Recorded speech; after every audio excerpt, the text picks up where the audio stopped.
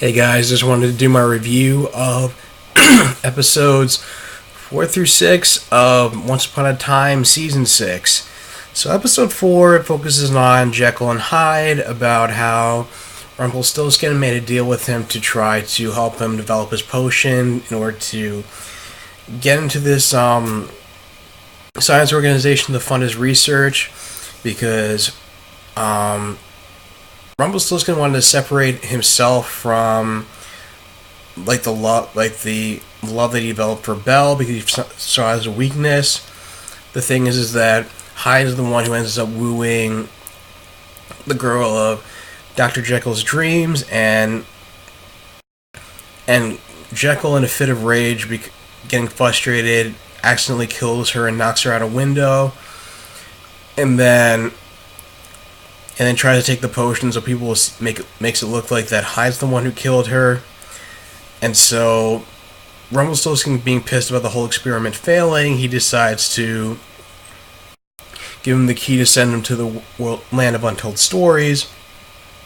But Hyde and Jekyll are separated now, and Hyde is able to take a potion that makes him invulnerable to any attacks from Rumpelstiltskin, and it turns out that Jekyll still has a capacity for evil, despite having separated from Hyde, and especially since he used possessive language around the girl he was in love with when talking with Belle, and Belle tries to get away from him when Jekyll tries to hurt her, but Rumpelstiltskin casts a protection spell on the ship she was on, and so she can't escape. But luckily, Captain Hook's able to come to her rescue and kill Dr. Jekyll.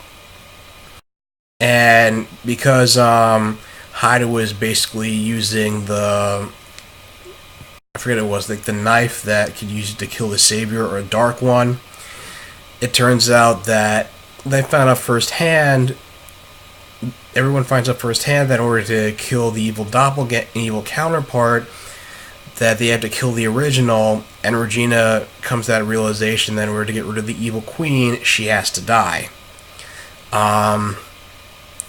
Episode 5 focuses on about Jasmine first meeting Aladdin, because Jasmine happens to be in Storybrooke, acting as a teacher's aide for Snow White's class, but she turns out she's really looking for Aladdin, and it talks about how she first recruited him and took him to the Cave of Wonders, and was there that he used that as proof to discover that he really was the savior of Agrabah.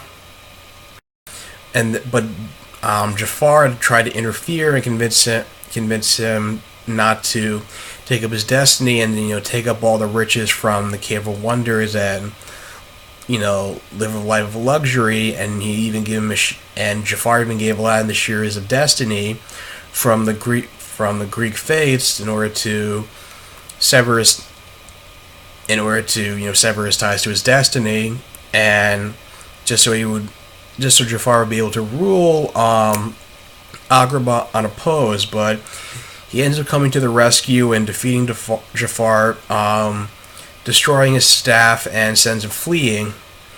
But because of their duties, Jasmine and Aladdin can't be together, and just as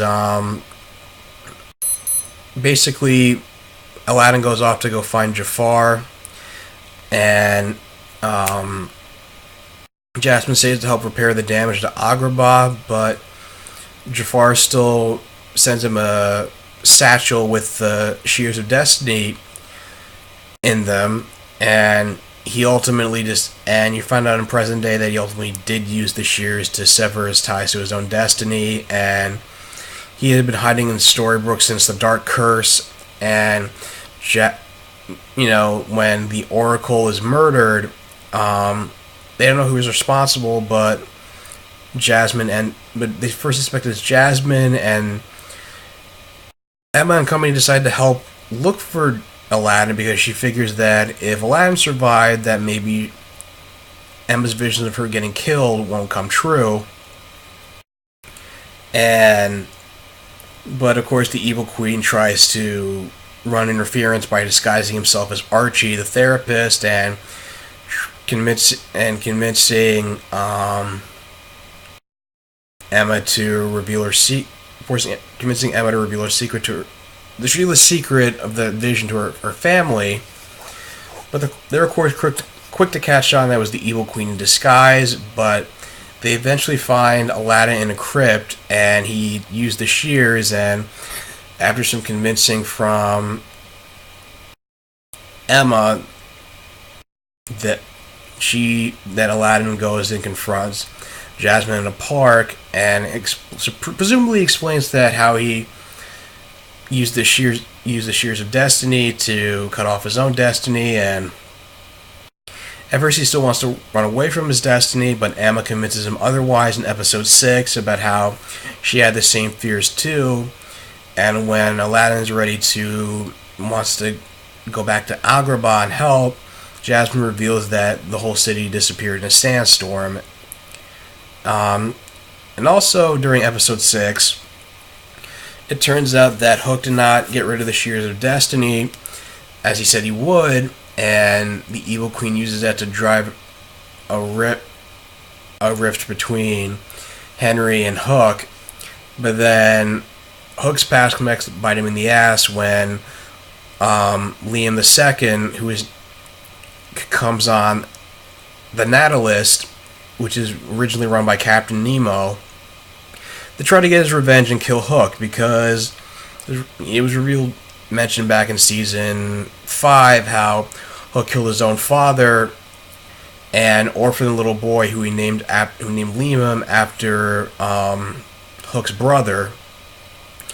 And when he was taken by, in the past, there's a flashback in which Captain Nemo took Hook and Liam II to this underwater cave, and they found a mysterious key which is supposed to lead to the Mystery Island, which it turned out to be the land of untold stories.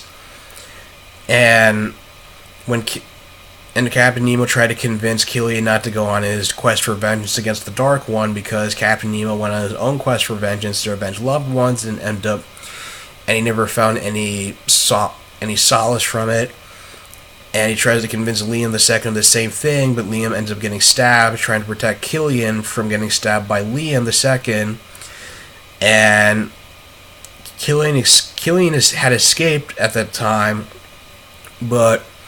and presumably Liam II used the key to go to the land of untold stories in order to prevent Nemo from dying.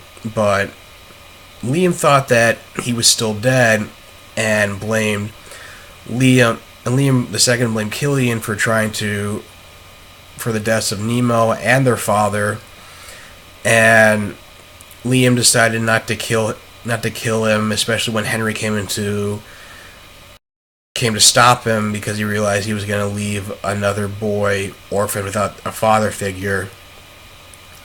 And so when he's taken to the hospital, he finds out that Nemo survived, and it ends up repairing the rift between Hook and Henry, and Regina and Charming and Snow are able to rescue Archie. But I still, like I said, it still feels like a little bit contrived that, Regina would be working with the evil queen. But it turns out she was kind of reluctant and feeling like, was afraid that her daughter Robin would resent her for knowing what she really was.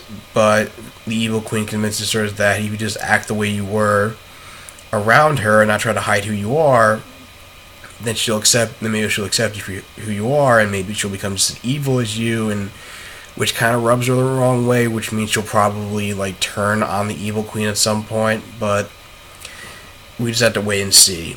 But overall, I've been liking the direction this show's been going in so far. I mean, I feel like the whole Jekyll and Hyde thing, I was surprised how quickly that arc ended. But throwing, Aladdin and Jasmine into the mix, and this whole discover and having like a multiple saviors this season is definitely an interesting twist to make up for it. But what do you guys think of the episode so far? Leave your thoughts in the comments down below. If you like this video, like, share, and subscribe, and I will talk to you guys soon. Take care.